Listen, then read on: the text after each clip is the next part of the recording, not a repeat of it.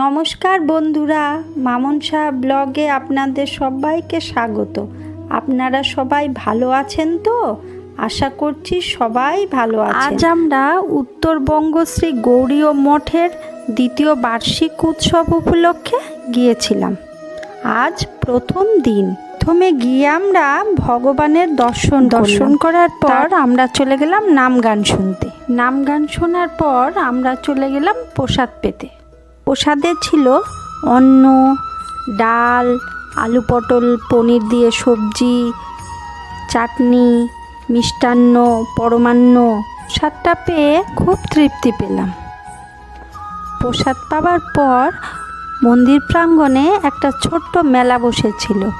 আমরা সবাই ওই মেলাটাতে ঘুরতে গেলাম।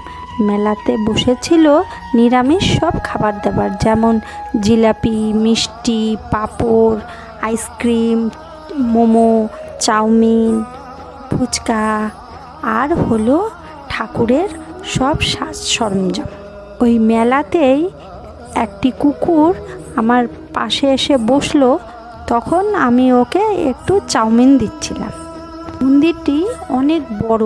ওখানে বাইরে থেকে যে এসব আর কি ভক্তরা এসেছেন, ওরা ওখানে শুয়ে বসে বাচ্চারা খেলা করছে, ওখানে একটা রেস্ট নেওয়াও হচ্ছে, নাম গান শোনাও হচ্ছে। পরিবেশটা এক কথায় অসাধারণ। এই যে এখানে নাম গান হচ্ছে, ঠাকুরের নাম সংকীর্তন হচ্ছে, সবাই খুব আনন্দ করছে। আমরাও খুব আনন্দ পেয়েছি এখানে গিয়ে। প্রথম দিন শ্যামের যে রূপটা ছিল না, ওটা কালোই ছিল। আর দ্বিতীয় দিন বন্ধুরা শ্যামের রূপটাকে চন্দন দিয়ে পরিবর্তন করা হয়েছে, ওটাকে চন্দন যাত্রা বলে। আজকের ব্লগটা এই পর্যন্তই।